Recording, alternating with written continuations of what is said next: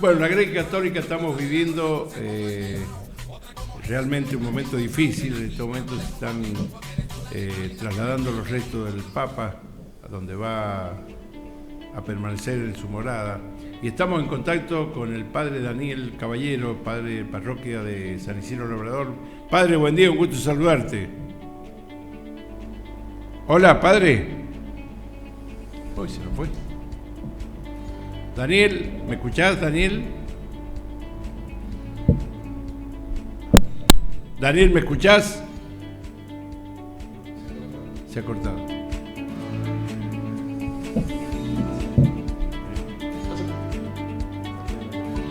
Bueno, estamos tratando de conectarnos con el padre Daniel, que aparentemente se ha cortado la comunicación porque no está en la parroquia, está en La Libertad, creo que está. Ahí está.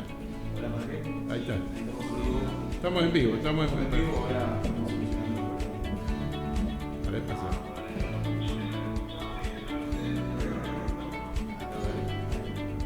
Bueno, padre Daniel, buen día, un gusto saludarte.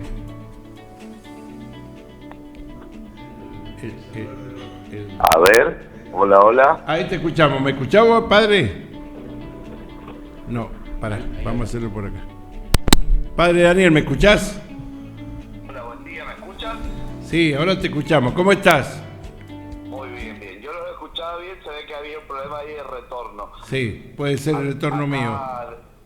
Sí, bien, despidiendo al Papa desde temprano, a la madrugada, como tanta gente se levantó a ver los funerales y la despedida de Francisco. Bien, padre, el Papa Francisco fue un cura revolucionario de la Iglesia.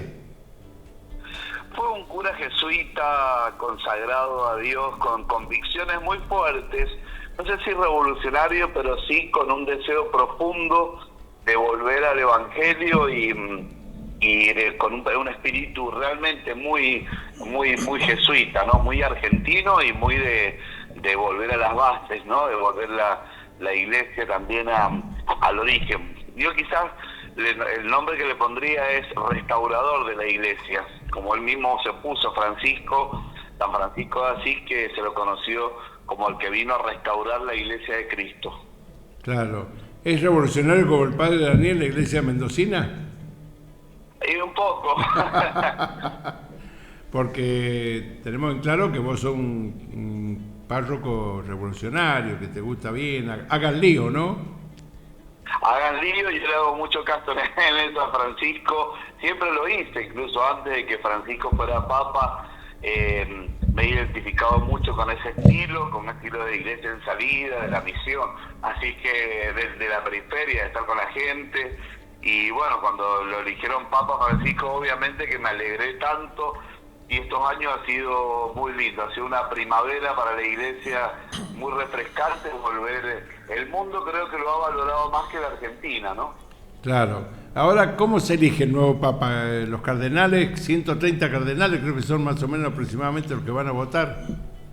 Sí, 139 van a entrar ahora dentro de unos días, se dan siempre entre 7 y 9 días después de los funerales del papa. Entre 15 y 20 días, no puede pasar más de 20 días que se arme el cónclave, o sea que entran a la Capilla Sixtina los cardenales con llave, cónclave significa con llave, y ahí dentro de esa reunión de los cardenales, bueno, van debatiendo y van votando, ¿no? Van debatiendo cómo está el mundo, cómo está la iglesia. Ya en estos días están teniendo las distintas comisiones de cardenales de todo el mundo, reuniones entre ellos, se estarán viendo también quién va a ser el más votable. Ya están deliberando en estos días los cardenales fuera del cónclave. Una vez que entren al cónclave, se cierra con llave la puerta y ahí es para la votación. Claro. ¿Qué edad mínima tiene que tener el papa para asumir? Menos de 80 años. Los que entran al cónclave es porque son todos votables y todos pueden tener derecho a voto también, y ya tiene que decir alguien antes de entrar si no va a querer participar, obviamente. Así que los que entran, todos los que están adentro pueden llegar a ser papa, y una vez que salga elegido con los 2/3 de las votaciones, o sea, con la mayoría de las votaciones, le preguntan si quiere aceptar o no y qué nombre se va a colocar, y ahí Padre, Mariano le habla. Tengo una pregunta un poco más interesante y más en el futuro. Normalmente el Papa Francisco es un Papa más revolucionario de lo que realmente fue la Iglesia Católica, muy conservadora. ¿Vos crees que el próximo Papa va a ser un poco más liberal o tirando un poco más a conservador? Mira, nadie lo sabe porque en realidad la Iglesia, nosotros tenemos la certeza de que estas elecciones la Iglesia la conduce el Espíritu Santo, así que seguro que el Papa que tengamos va a ser el que necesitemos. Sí, hay muchas especulaciones allá adentro, obviamente, de derecha, de izquierda, que hay obviamente grupos conservadores que van a querer que el Papa sea con la línea de ellos, más tradicionalista y como enterrar con el Papa Francisco toda su doctrina. Y hay grupos muy seguidores de Francisco, recordemos la mayor cantidad de cardenales que van a votar los ha creado Francisco, ¿no? Así que también en esto creo que Francisco, gracias a Dios, ha sido muy estratega en nombrar muchos cardenales que vienen de la feria, de la periferia, de países pobres, de lugares, pensemos en la gran cantidad de asiáticos que hay, africanos, latinoamericanos, así que bueno, esperemos que el próximo Papa esté a la altura y bueno, obvio que siempre uno quiere una continuación en la línea, porque hoy con el mundo como está, una fractura dentro de la Iglesia sería perjudicial. Así yo creo que se va a hablar todos esos temas de algún papa que un cardenal que continúe la línea de Francisco, o al menos, obviamente después cada maestrito con su librito, como dice el dicho. Seguramente el Papa nuevo le va a poner su impronta, tendrá su propio carisma, como lo fue Francisco. Francisco marcó la cancha, era muy distinto a Benedicto, ¿no? Buen día, ¿cómo le va, Padre Daniel? Alejandro le habla. Hola, Ale, buen día. Buen día. Era simplemente una reflexión que, a modo de pregunta, ¿no? Francisco transgredió barreras que nunca, por supuesto, nunca se habían transgredido en la Iglesia. Muy bien para la gente, porque se acercó a los pobres, porque la idea era unir los hombres más allá de las religiones, voltear esas paredes, esas fronteras que existen entre las religiones. Y eso en el mundo ha quedado muy bien, digamos, muy aceptado por las distintas religiones. Y recordemos que hoy la gente que no es incluso de la Iglesia Católica o de la fe católica también lo está, digamos, sintiendo, lo está llorando a Francisco, un argentino que, como usted dijo, vino a ser revolucionario. Y sí, ayer me emocioné mucho un video de monjes budistas y en Oriente que habían puesto un cuadro de Francisco, unas velitas, haciendo oraciones desde otra religión, otra cultura, totalmente otro mundo distinto al nuestro, que es un mundo occidental más cristiano, ¿no? Así que bueno, también yo creo que en eso Francisco vino a unir, vino a buscar la paz, vino a incluir, que es una gran palabra también para él, a generar una iglesia en salida. Y también abrió, como dice Ricardo Darín en una entrevista que le hicieron en Madrid, abrió muchas puertas y ventanas que esperemos que no las cierren, ¿no? Porque, bueno, obviamente que la iglesia, los jóvenes, el estilo de conducir la iglesia, ya no es más patriarcal ni una iglesia jerárquica, sino más estilo circular, donde todos somos iguales, donde todos son bienvenidos y donde todo es perdonado. Volver atrás de eso va a ser muy difícil, porque pensemos que hay millones de sacerdotes, religiosos, de pastores dentro de la Iglesia Católica que ya tenemos esta línea y esta idea de conducción de la Iglesia. Por lo tanto, quizás el que venga puede llegar a tener alguna idea más litúrgica o alguna onda con la oración, pero yo creo que volver atrás, el magisterio de Francisco llegó para quedarse. Yo en una encuesta que hice el otro día lo dije también, tenemos Francisco para rato, porque ha marcado, ha calado hondo en el estilo de conducción de la iglesia, y eso va a ser muy difícil cambiarlo, ¿no? Vivió muy humildemente, porque anoche tuve la posibilidad de ver por televisión, el dormitorio de él era humilde. Bueno, el Papa se hizo llamar Francisco, Bergoglio eligió, cada Papa cuando es elegido elige el nombre de un santo, que marca como un programa de vida el estilo que va a llevar. En este caso, pensemos que Francisco de Asís, restaurador de la iglesia, se despojó de todo y vivió con mucha pobreza, llegó a reformar la iglesia y a tener la orden franciscana, la mayor cantidad de miembros, seguidores de Francisco para la atención de los pobres, ¿no? Y Bergoglio elige el nombre Francisco justamente y le hizo todos los honores, porque murió, dejó todo el patrimonio que tenía, su sueldo le ofreció todo completamente, lo poco que tenía, que podría haber cobrado a lo largo de un año, que nunca lo cobró, lo destinó a una cárcel para ayudar a los presos. Y fue muy llamativo, muy lindo ver en la despedida final en la iglesia de Santa María la Mayor, donde ya descansan los restos, que fue un velorio más privado, ya no tan público como la Plaza San Pedro, rodeado de los pobres, los inmigrantes, las prostitutas, las mujeres trans y un grupo de gente marginada que vivía en situación de calle, fueron los que despidieron a Francisco. Bien, padre, le voy a pasar con mi compañera de trabajo acá. Hola, buenos días. Hola, buen día.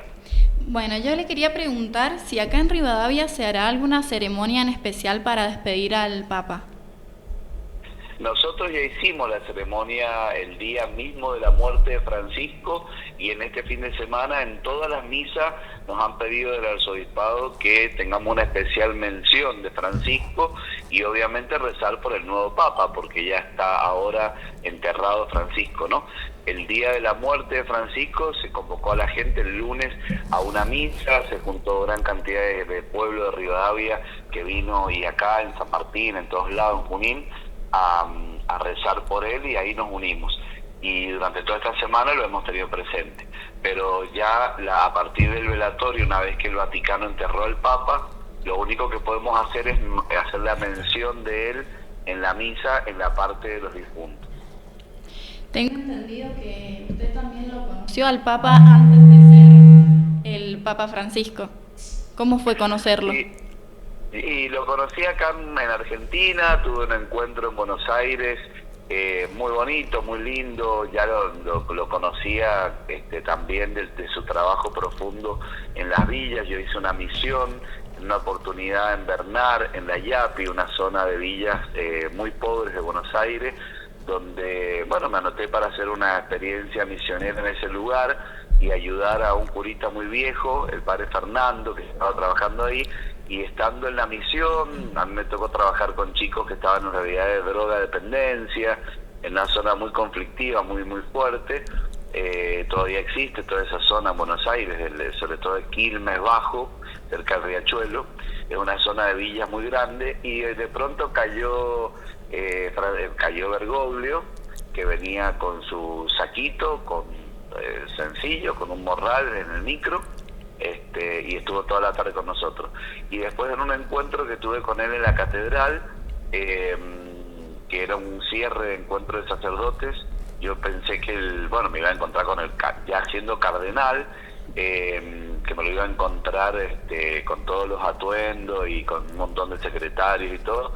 Y cuando voy llegando a la Plaza de Mayo, lo veo tomando mate con un cartonero y un kiosquero, que estos días ha salido en los medios, el kiosquero amigo del Papa, porque él todos los días se cruzaba a darle un mate y a charlar, y le decía, comentame cuál es la noticia principal, le decía Bergoglio. Eran amigos, ¿no?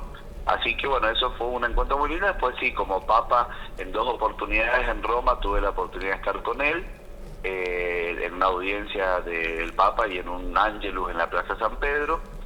Y finalmente fue muy emotivo porque yo estuve en una misión en México, y justo coincidió que el Papa Francisco visitaba México.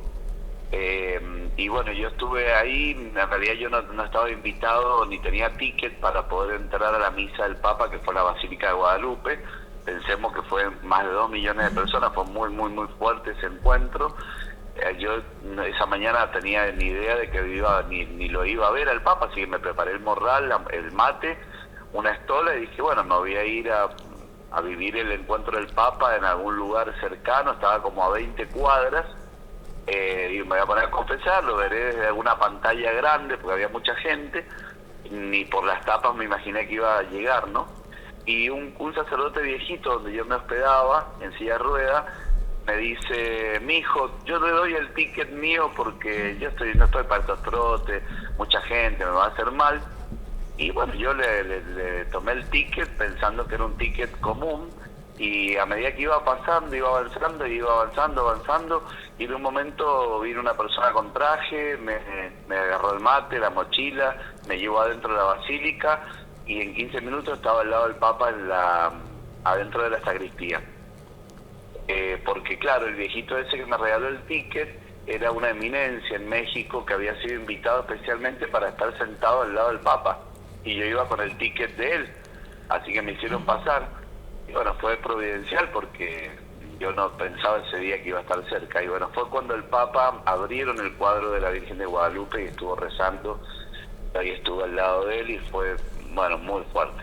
Me lloré todo, pedí por todo el mundo, y ver ese silencio absoluto de la Plaza de México llena de gente, y verlo al Papa en silencio rezándole a la Virgen fue muy, muy fuerte. Bueno, de ahí traje un cuadro bendecido por el Papa que hoy se encuentra en el Campo Papa, que es la parroquia Virgen Madre de Dios que está ahí en la parroquia nueva que se hizo allá en ese barrio. Padre, algo que nos llamó mucho la atención ya para ir cerrando la nota, el tema de que ¿por qué no vino a la Argentina? ¿Una cuestión política? Yo creo que el Papa Bergoglio, no nos olvidemos, nosotros los argentinos nos cuesta pensar que Bergoglio era Francisco. O sea, una vez que asumió como Papa ya dejó de ser Bergoglio y dejó de ser el Papa argentino. Tenía temas mundiales muy, muy grandes, ¿no? Ahora, el por qué no vino a la Argentina, él dijo siempre que quería venir, que era su deseo. En algunas oportunidades se le complicó por la época, por el momento histórico, en otras por su salud, y también los más allegados a él decían que él varias veces había dicho que no quería ser usado ni manipulado políticamente, ¿no? Porque había muchos que se querían colgar del Papa para fines políticos. Entonces, bueno, yo creo que esa fue una de las razones, ¿no? Y lo otro se lo va a llevar a la tumba. Yo creo que él quería mucho a la Argentina, fue un argento con todas las letras, de hecho vivía hablando de cosas de Argentina, ¿no? Pero me parece que no estaba preparada la Argentina para recibirlo al Papa, y se querían colgar muchos de él de la figura de Francisco, y él es muy jesuita, muy libre, muy decidido. En eso Bergoglio tenía una capacidad de decisión muy fuerte y testarudo, porque si él no quería que lo usara no iba a venir, obviamente. Así que él decidió quizás recibir a algunas personalidades, recibir a todo el mundo allá, ¿no? A Cristina, Macri, hasta el mismo Milei, que habló tan mal de él, y el Papa lo recibió igual, ¿no? Pero sin embargo, yo creo que una de las razones fue esa, que no quiso ser manipulado políticamente por nadie. Y bueno, ojalá que el nuevo Papa sea de donde sea del mundo, bueno, que sea un Papa que quiera visitarnos a los argentinos. Ojo que tenemos 4 cardenales ahí adentro, no sea cosa que nos sorprenda. Y otro más. Con otro Papa argentino. Exactamente. Y alguna vez nosotros no estaremos, calculo, pero podés ser vos también uno de los papas, ¿no? No, déjame acá nomás sencillo como cura de pueblo, que soy feliz. Seguir caminando en el poli. Entre Rivadavia y sí, Rivadavia. Acá yo disfruto mucho de la tarea pastoral. La tarea no es fácil, la tarea pastoral del sacerdote la gente no lo entiende. Hay como en las redes sociales mucho odio y mucha cosa, ¿no? Pero bueno, yo en eso sí soy revolucionario y loco, porque igual me expongo, no tengo drama. Yo, mientras algunos se quejan y hablan y dicen, yo soy feliz visitando los pasillos del hospital, en las noches yendo a estar con la gente. Ayer estuve con la familia de Facundo, este chico de 30 años que muere de cáncer acá en el Saporiti. Y bueno, mientras mucha gente vive la vida loca, se olvida de que todos tenemos, que la vida es muy efímera, ¿no? A mí me hace feliz estar ahí en esas realidades de dolor, compartiendo con las familias, que están despidiendo un hijo, y bueno, por ahí a veces me preparo el mate y me voy a dar una vueltita por las clínicas en las noches, y la verdad que yo soy feliz haciendo eso y veo que a la gente le hace mucha falta ese cura del pueblo cercano, sí, con el que pueden hablar cualquier cosa. A mí se me arrima gente que nada que ver con la iglesia, ¿no? Y me cuenta su historia, y yo soy feliz con eso, porque creo que esa es la iglesia de Francisco, ¿no? Una iglesia de la calle, una iglesia que sale a estar con todos, ¿no? Muy bien, padre, pues, por último la bendición tuya para todo el pueblo de Rivadavia, la ciudad, el mundo que nos ve a través de internet, la bendición tuya para que tengamos una vida más en paz, que tengamos empatía por la persona. A ver, la última bendición, por favor. Que el Señor esté con ustedes. Con tu espíritu. Dios Todopoderoso los bendiga para que en su gran misericordia podamos sentir el abrazo de Dios y poder ser portadores, llevar este abrazo de misericordia a tanta gente que lo necesita. Y como dice el dicho, la caridad empieza por casa. En el nombre del Padre, del Hijo, del Espíritu Santo. Amén. Amén. Gracias, padre Daniel, muy amable, ¿eh? Bueno, gracias a ustedes por la entrevista y rezo que el próximo Papa sea argentino y de River. Bueno, eso está bien. Y de River, fundamentalmente, ¿eh? Sí, porque hay 2 cardenales que son de River, así que hay esperanza. Bueno, padre, muchas gracias, ¿eh? Muy amable. Chao, Daniel. Chao, chao, chao.